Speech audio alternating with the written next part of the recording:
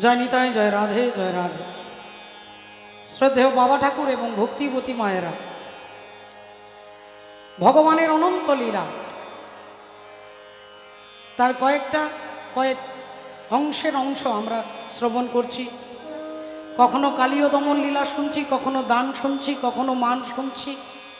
বিভিন্ন লীলার মধ্য দিয়ে শুধু ভগবান জগতের জীবকে তার সামাজিক শিক্ষা, ধার্মিক শিক্ষা, চারিত্রিক শিক্ষা ভগবান লীলার মধ্য দিয়ে আমাদের মতো সমস্ত জীবকে তিনি দেখিয়ে দিয়ে গেছে। কৃষ্ণের যতক খেলা সর্বোত্তম নরলীলা, নর বপু তাহারও স্বরূপ, গোপবেশ বেণু কর নব কৈশোর নটবর, নরলীলা হয় অনুরূপ। অর্থাৎ একটা মানুষের জীবনে যা হতে পারে ভগবান তার লীলার মধ্য দিয়ে দেখিয়ে দিয়ে গেছে। তিনি নিরাকার, তার কোনো আকার নেই মাগো। তিনি কেমন পার্টিকুলার, তিনি কেমন কেউ বলতে পারে না, কারণ তিনি নিরাকার ব্রহ্ম। তিনি কখনো সাকার হয়ে যান। নিরাকার, নির মানে জল, জলের কোনো আকার নেই। তা যে জলের আকার নেই আমরা সকলে জানি। একটা পাত্রে জল নিয়ে আপনি যদি ফ্রিজের ভেতরে রেখে দেন, ওই জলটা যখন ফ্রিজে রেখে দেবেন ঠান্ডা হয়ে যখন বরফে পরিণত হবে তখন নিরাকার জল আকারে পরিণত হচ্ছে। পাত্রটা যদি গোল হয় জলের আকারটা গোল, বরফটা গোল হয়ে যাবে। যদি লম্বা জায়গায় রাখেন লম্বা হয়ে যাবে। আপনি যেমনভাবে রাখবেন, আপনি কালার দিলে লাল কালার দিলে লাল রঙের বরফ হবে, নীল হবে, সবুজ হবে। আমরা বাজারে আইসক্রিম দেখতে পাই। তা যার কোনো আকার নেই ফ্রিজের মধ্যে রেখে দিলে যদি আকার হয়ে যায়, সেই নিরাকার পরব্রহ্ম ভগবান, তিনি ভগবান নিরাকার ব্রহ্ম।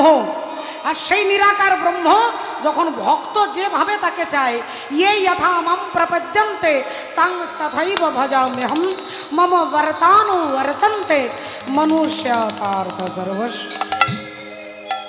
যখন সেই নিরাকার ব্রহ্ম ভক্তের আকারে ভক্তের ভক্তির ছোঁয়া পায় তখন ভগবান তিনি জেনে নেন যে ভক্ত আমাকে কিভাবে চাইছে। যদি ভক্ত চাইছে তুমি আমার ছেলে, তখন তিনি বাল গোপাল হয়ে যায় বাবা। যখন ভক্ত চাইছে তুমি আমার স্বামী, তখন পরমেশ্বর নবকৈশোর নটবর রূপ ধারণ করেন। যখন তুমি ভাবে যে তুমি আমার বন্ধু, তখন তিনি কানাই হয়ে যায়। আপনি যেভাবে চাইবেন ভগবান সেইভাবে ভক্তের কাছে উপস্থাপনা করেন। হরি বল। সেই ভগবানকে পাওয়ার জন্য, পেতে গেলে পাওয়া যায় নাকি শুধুমাত্র সাধুগুরু বৈষ্ণবের বলে? শুধু সাধুগুরু বৈষ্ণবের কৃপায় জীব ভগবানকে পেতে পারে এ প্রশ্ন আমার নয়। এ প্রশ্ন ধর্মপুত্র যুধিষ্ঠির কুরুক্ষেত্রের মাঠে শুয়ে আছেন, ভীষ্মদেব সরসজ্জায় শুয়ে আছে। কত কষ্ট, কত যন্ত্রণা। আমাদের পায়ে একটা কাঁটা ফুটে গেলে আমরা সারাক্ষণ চেষ্টা করি যতক্ষণ ওই কাঁটাটা না বার করছি ততক্ষণ আর অন্যদিকে কোনো ধ্যান ধারণা থাকে। তা ভীষ্মদেব তিনি সরসজ্জায় হাজার হাজার তীরের বিছানার ওপরে শুয়ে আছে, অথচ তিনি তার মনের মধ্যে কোনো দুঃখ নেই, বেদনা নেই। তিনি দুঃখ জয় করেছেন বাবু। তা তিনি সরসজ্জায় শুয়ে আছে। আর এমন সময় ধর্মপুত্র যুধিষ্ঠির দাদুর পায়ের কাছে বসে ধীরে ধীরে দাদুর চরণগুলোতে হাত দিচ্ছেন বাবু। আর যেই হাত দিয়েছেন অমনি ভীষ্মদেব চোখ খুলে তাকিয়েছেন। ভীষ্মদেব তাকিয়েছেন যেই অমনি যুধিষ্ঠির তিনি হাত জোড় করে বলছে, দাদু গো, আজ একটা মনের মধ্যে প্রশ্ন নিয়ে তোমার কাছে এসেছি। ভীষ্মদেব বললেন, বলো বাবা, কি প্রশ্ন? না বললেন, আজকে আমি যেমন জানবো লক্ষ লক্ষ জীব আমার মধ্য দিয়ে জানবে যে ভগবানকে পেতে গেলে ধ্যান করতে হয়, তপস্যা করতে হয়, যাগ যজ্ঞ পুজো পার্বণ নিষ্ঠা কত কিছু প্রয়োজন, তবে জীব ভগবানকে পেতেও পারে আবার নাও পারে। ভগবানকে পাবেন আপনি আপনার ট্যালেন্ট দিয়ে নয়। আপনি কোনো একটা জিনিস চ্যালেঞ্জ করে যদি বলেন যে পুজো করলেই ভগবানকে পাওয়া যাবে, যদি ভাবেন, বিশ্বামিত্র মুনি ভেবেছিল সংসারে মনে হয় ভগবানকে পাওয়া যাবে না, তিনি সংসার ছেড়ে দিয়ে জঙ্গলে হাজার হাজার বছর পরিভ্রমণ করলেন জঙ্গলে। বিশ্বামিত্র মুনি জঙ্গলে ভগবানকে পেলেন না, আর রাজা দশরথ তিনি ঘরে বসে ভগবান রামচন্দ্র তার ঘরে জন্ম। হরি হরি বল। তাহলে এমনটা বলা যাবে না যে আপনি জঙ্গলেই পাবেন কি ঘরে পাবেন না, কিংবা ঘরে পাবেন জঙ্গলে পাবেন না।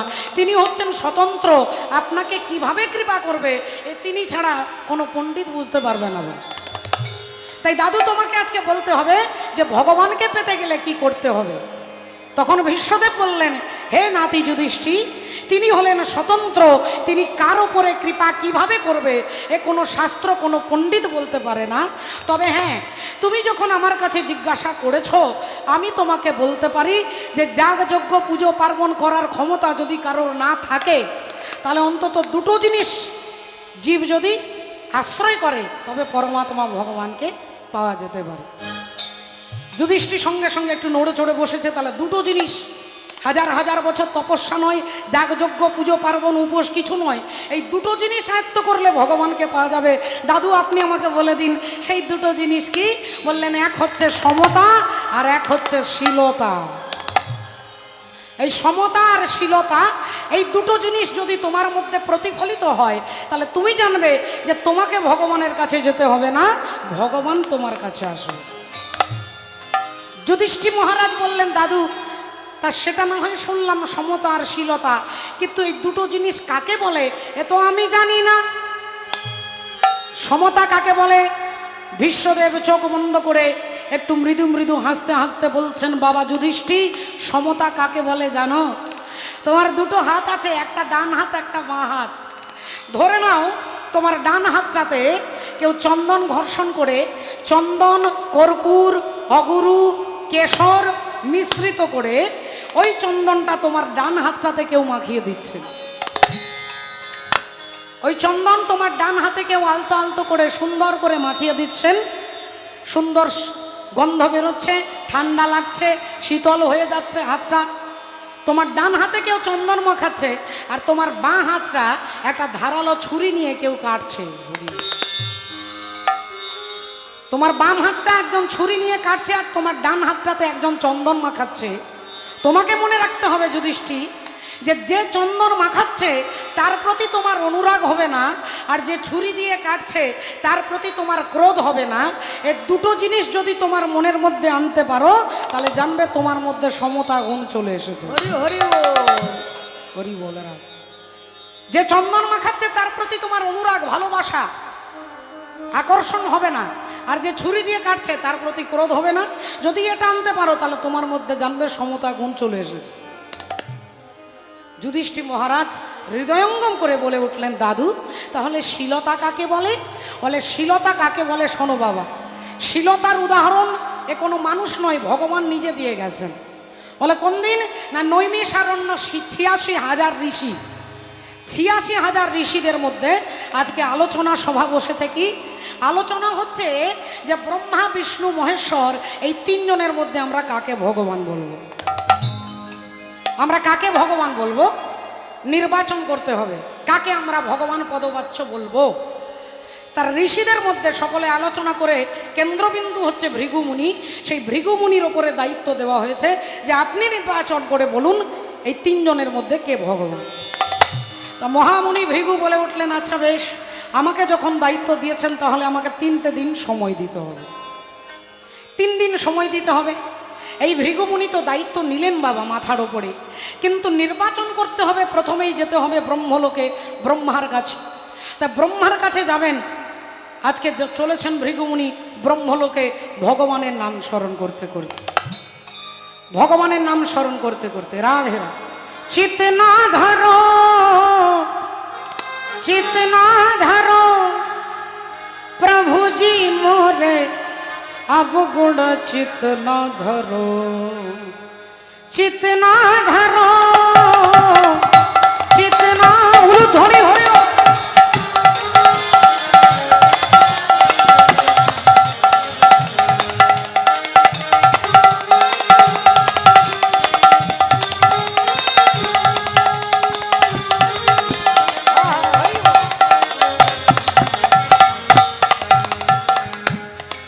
दया की सागर गिरधर नागर, खाली पड़ा है मेरा गागर, अमृत रस से भरो,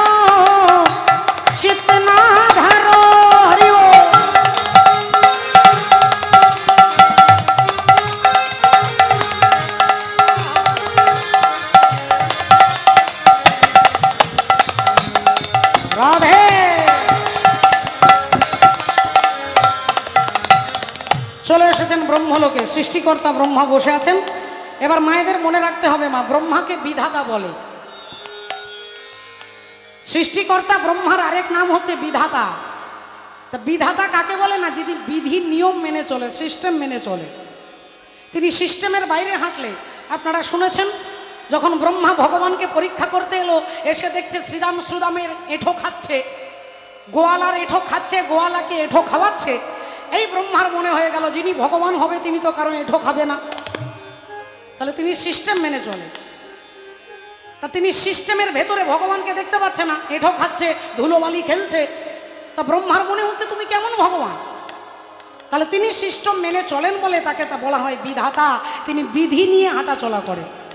তা সেই বিধাতা তিনি বসে আছেন ব্রহ্মলোকে, দরজাটা বন্ধ রয়েছে।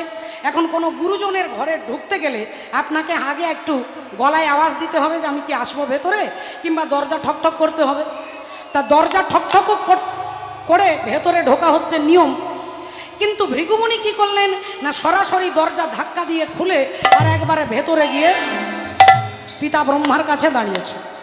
ব্রহ্মার কাছে দাঁড়িয়ে হাসতে লাগলেন। ব্রহ্মা প্রথমত চিন্তা করে দেখলেন যে প্রথম নিয়মটা সে ভেঙেছে। এক হচ্ছে দরজা ধাক্কা দিয়ে খুলেছে, দরজা আগে ঠকঠক করে অনুমতি নিয়ে ভেতরে আসতে হবে গুরুজনের ঘরে। তা ভৃগুমুনি তো সেই নিয়ম পালন করলেন না। দ্বিতীয়ত কারোর ঘরে গিয়ে প্রথমেই বলতে হবে আপনি কেমন আছেন, ভৃগুমুনি তাও বললেন না। তা দুটো নিয়ম যখন লঙ্ঘন করেছে, এমনি ব্রহ্মার মনে মেজাজ গরম হয়ে গেছে। আর যেই মেজাজটা গরম হয়ে গেছে, উনি বড় বড় চোখ করে তাকিয়ে বলে উঠলেন, তুমি না আমার পুত্র? আর তুমি আমার পুত্র হয়ে তোর নিয়ম কানুন কিছু জানো না? বেরো ওখান থেকে, বেরো অপদার্থ। ব্রহ্মা যেই বড় বড় চোখ করে বলেছে বেরো, ভৃগুমুনি তাড়াতাড়ি বেরিয়ে গেছেন।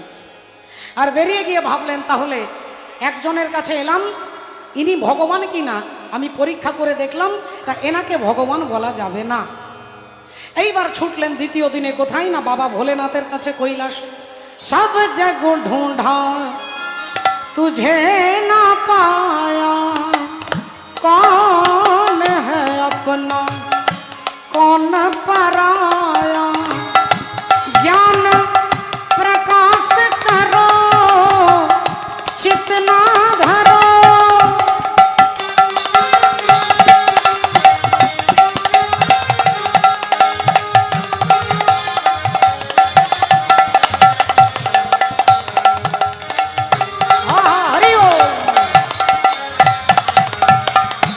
दया की सागर गिरधर नागर, खाली पड़ा है मेरी गागर, अमृत रस से भरो चितना धरो।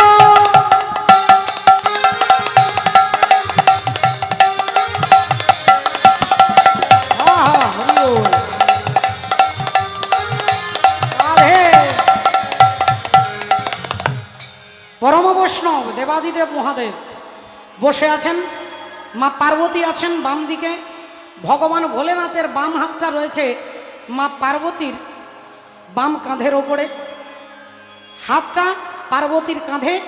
তিনি বসে পার্বতীর সঙ্গে হেসে হেসে প্রেমালাপ করছেন। ভৃগুমুনি ব্রহ্মার কাছে দরজা ঠকঠক না করেই ভেতরে ঢুকেছিলেন। এবার এখানে এসে কি করছে দেখো, একবারে সোজাসুজি, একবারে সরাসরি ছুটে এসে আর চোখের সামনে দাঁড়িয়ে বলছেন, আপনি কেমন ত্যাগী গো? আপনাকে শাস্ত্র বলছে বৈষ্ণবানাং যথা শম্ভু, আপনি এত বড় বৈষ্ণব, আপনি এত বড় ত্যাগী, আপনার ত্যাগের কথা সারা ব্রহ্মাণ্ডে আলোচনা করে। আপনি নাকি ত্যাগের মূর্তি, আপনি সমস্ত দেবতারা নিজের নিজের ঘরে থাকে, আপনি থাকেন শ্মশানবাসী। অন্যান্য দেবতারা দামি দামি পোশাক পরে, আপনি বাঘছাল পরেন। অন্যান্য দেবতারা গয়না পরে, আপনি সাপের অলংকার পরেন। অন্যান্য দেবতারা দামি দামি পাউডার ব্যবহার করে, আর আপনি ছাই ভস্য মাখেন। তা আপনি এত বড় ত্যাগী, আর এত বড় ত্যাগী হয়ে আপনার স্ত্রীকে নিয়ে আপনি প্রেমালাপে মত্ত রয়েছেন, ব্যাপারটা কি? যেই বলেছে বাবা ভোলেনাথ, সঙ্গে সঙ্গে ত্রিশূলটা নিয়ে যায়, একবারে ত্রিশূল রাধের ছুড়ে দিয়েছে। ভৃগুমুনি তাড়াতাড়ি বেরিয়ে এসেছে, আর বেরিয়ে বললেন, বাবা রে বাবা, সর্বনাশ, একটুক্ষণ দাঁড়ালে হয়ে যেত, তা যাক, তাহলে এনাকেও পরীক্ষা করলাম, ইনি ভগবান নয়। মায়েরা মনে রাখবেন যে সৃষ্টিকর্তা ব্রহ্মার কাছে কি অপরাধ করলো, আপনারা একটু মাইন্ডে রাখবেন। দ্বিতীয় অপরাধ করলেন শিব ঠাকুরের কাছে, কি অপরাধ করলেন আপনারা একটু মনে রাখবেন। এইবার চললেন তৃতীয় দিনে কোথায় না বিষ্ণু লোকে বৈকুণ্ঠে। বৈকুণ্ঠে যেখানে মা লক্ষ্মী দেবী ভগবানের চরণ সেবা করছেন, ভগবানের চরণ সেবা করছেন। অবস্থাটা কীরকম? ভগবান অর্ধনিদ্রিত অবস্থা, চোখগুলো পুরোপুরি বন্ধ নয়, আবার পুরোপুরি খোলা নয়, অর্ধনিদ্রিত। ভগবান বিশ্রাম করছেন, লক্ষ্মী দেবী চরণ সেবা করছেন, অনন্তনাগ ফণা বিস্তার করে আছেন। আর এমতো অবস্থায় একটা সুন্দর পরিস্থিতিতে, যেখানে পিতা মাতা একটা ঘরের মধ্যে রয়েছে, সেখানে ভৃগুমুনি প্রথমেই দরজাতে লাথি মারলেন, আর লাথি মেরে সোজা ভেতরে ঢুকে একবার মা লক্ষ্মী দেবীর দিকে তাকালেন, আর একবার ভগবানের দিকে তাকিয়ে কিছু কথা না বলে, কোনো প্রশ্ন না করে সরাসরি ভগবানের বুকে গিয়ে আর পদাঘাত করেছেন। বল হরি হরি বল। যেই বুকের মধ্যে পদাঘাত করেছেন, লক্ষ্মী দেবী চমকে গেছে যে আমার স্বামীর চরণে তুলসী পত্র দিতে ভক্তরা ভয় পায়। ভক্তের হাতটা থরথর করে কাঁপে, আমার প্রভুর চরণ এত কোমল যে পাছে তুলসী পত্রের আঘাতটা লেগে যায়। এহেন পরমেশ্বর ভগবান শ্রী বিষ্ণুর বুকের মধ্যে ভৃগুমুনি গিয়ে পদাঘাত করেছে, লাথি মেরেছে। মা লক্ষ্মী দেবী কোনো কথা আর বলতে পারলেন না, স্তম্ভিত হয়ে গেলেন। আর ভগবান তিনি অর্ধনিদ্রিত অবস্থায় ছিলেন, তাড়াতাড়ি চমকে একবারে পালঙ্কের ওপরে বসে আর হাত জোড় করে ভৃগুমুনির দিকে তাকিয়ে বলছে, আমার কি সৌভাগ্য গো, আপনার মতো পরম ব্রাহ্মণ, যাকে দর্শন করা জীবের একমাত্র কর্তব্য, সেই ব্রাহ্মণ এসেছেন কৃপা করে আমাকে দর্শন দিতে, কি পরম সৌভাগ্য আমার। কিন্তু ভৃগু, আমার বড় কষ্ট হচ্ছে যে আমার এই কঠিন বুকের মধ্যে তুমি পদাঘাত করেছো। আমার বুকটা তো পাথরের থেকে শক্ত, তা আমার বুকে লাথি মারতে গিয়ে তোমার চরণে আঘাত লাগেনি।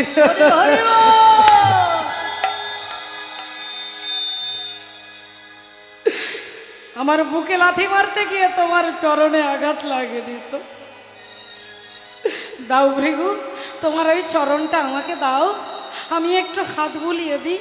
আহারে, ভগবান ভক্তের চরণ হাতে নিয়ে আর ডান হাত দিয়ে চরণের তলাতে হাত বুলিয়ে বলছে, তোমার চরণে আঘাত লাগেনি তো।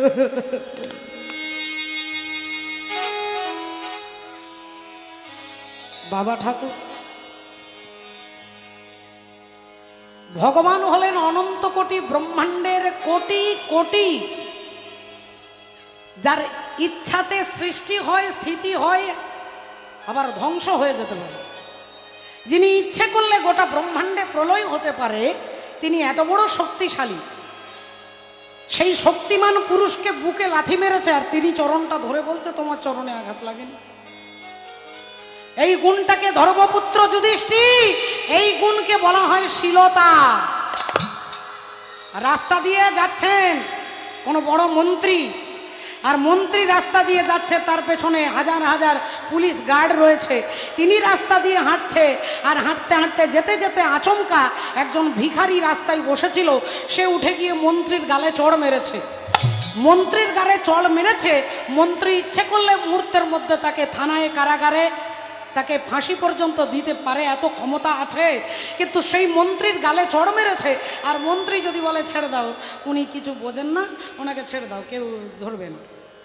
সঙ্গে সঙ্গে গোটা ভারতবর্ষের নেটের মধ্যে দেখতে পাবেন যে এই মহামন্ত্রী, তার উদারতার কথা আমরা সবাই জানতে পারবো, কারণ তার অনেক ক্ষমতা আছে, অনেক কিছু করবার ক্ষমতা ছিল, কিন্তু ভিখারিকে তিনি ক্ষমা করে দিলেন, এটাকে বলা হয় উদারতা। কিন্তু এর উল্টোটা যদি দেখেন, যে মন্ত্রী ভিখারিকে চড় মেরেছে, আর ভিখারি যদি বলে আপনাকে ক্ষমা করে দিলাম, তখন আমরা সবাই হাসবো যে আরে তোমার করার কি আছে, তোমাকে মন্ত্রী চড় মেরেছে, তোমার কি মন্ত্রীর থেকে ক্ষমতা বেশি? তা ভৃগুমুনি বুকে লাথি মারলেন, ভগবান অনেক কিছু করতে পারতেন, কিন্তু ভক্তের চরণ ধরে বলছে তোমার চরণে লাগেনি তো। তাই যুধিষ্ঠির তিনি অনন্ত শক্তির আকর, আর তিনি ভক্তের চরণ ধরে বলছে যে আমার বুকটা হচ্ছে পাথরের থেকে কঠিন, আমার বুকে লাথি মারতে গিয়ে তোমার চরণে লাগেনি তো। এই গুণকে বলা হয় শীলতা। যদি তোমার মধ্যে আনতে পারো তাহলে তোমাকে ভগবানের কাছে যেতে হবে না। বললেন বাবা তাহলে এই দুটো গুণ আসবে কি করে? আপনি প্রতিদিন চেষ্টা করবেন। বলে চেষ্টা করলে শুধু অভিনয় হবে, কিন্তু ভেতর থেকে আসবে না। বাবা অভিনয় করতে পারেন, কিন্তু ভেতর থেকে সমতাশীলতা আনতে গেলে চৈতন্য মহাপ্রভু বললেন এর জন্য একটা মহা ওষুধ তোমাদের দিয়ে যাচ্ছে। এই সমতা আর শীলতা তোমার মধ্যে আপনা আপনি প্রতিফলিত হবে। তার ওষুধটার নাম কি না হরি গুণ কীর্তনম। এই হরি নামকে আশ্রয় করো। এই নাম করতে করতে করতে তোমার মধ্যে সমতা শীলতা। আপনারা হরিদাস ঠাকুরকে দেখছেন না, 22 বাজারে বেত্রাঘাত করছে, আর 22 বাজারে বেত্রাঘাত করছে। সেই হরিদাস ঠাকুর বলছে ঠাকুর এরা কিছু জানে না, এদেরকে তুমি ক্ষমা করো। কত বড় কথা!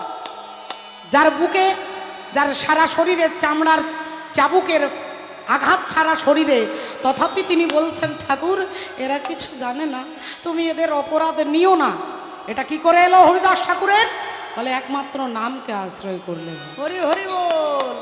একমাত্র নামকে আশ্রয় করলে। রাধে রাধে। এই ভক্তমণ্ডলী ভক্তিমতী মায়েরা, সেই নামের দ্বারা আমরা একটু আস্বাদন করব সকলে মিলে। কৃষ্ণ কৃষ্ণ শুধু শ্রীকৃষ্ণ, কৃষ্ণ বিনা কিছু নাই। কৃষ্ণ নাম সুধা দিয়ে কৃষ্ণেরই গান গায়। কৃষ্ণ কৃষ্ণ শুধু শ্রীকৃষ্ণ, কৃষ্ণ বিনা কিছু নাই। কৃষ্ণ নাম সুধা দিয়ে কৃষ্ণেরই নাম গায়। কৃষ্ণেরই নাম গায়। কৃষ্ণ কৃষ্ণ শুধু শ্রীকৃষ্ণ, কৃষ্ণ বিনা কিছু নাই। কৃষ্ণ নাম সুধা দিয়ে কৃষ্ণেরই গান গায়। কৃষ্ণেরই নাম গায়। হাতে তালি। কৃষ্ণ রাধে। শুধু শ্রীকৃষ্ণ, কৃষ্ণ বিনা কিছু নাই। কৃষ্ণ নাম সুধা দিয়ে কৃষ্ণেরই নাম গায়। কৃষ্ণেরই নাম গায়। সেই হরিবলা ঠাকুর আজকে পদকর্তা বলছেন আজুরে গৌরাঙ্গের মনে কি ভাব উদিল, অকস্মাৎ মূর্ছাপন্ন হইয়া পড়িল। আজকে শচী মায়ের আনন্দ মুখর আঙিনায় যে পরম দয়াল পরমেশ্বর শ্রীকৃষ্ণ চৈতন্য ভগবান যিনি এসেছিলেন জগতের জীবকে চেতনা দিতে, আজকে তিনি নিজে অচৈতন্য হয়ে পড়ে আছেন। আজুরে গো রঙ্গের মনে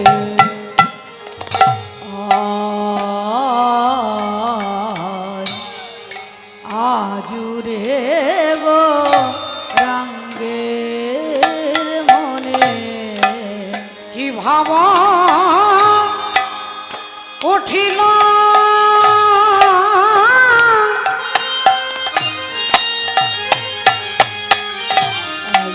আজুরে গো রঙ্গের মনে কি ভাব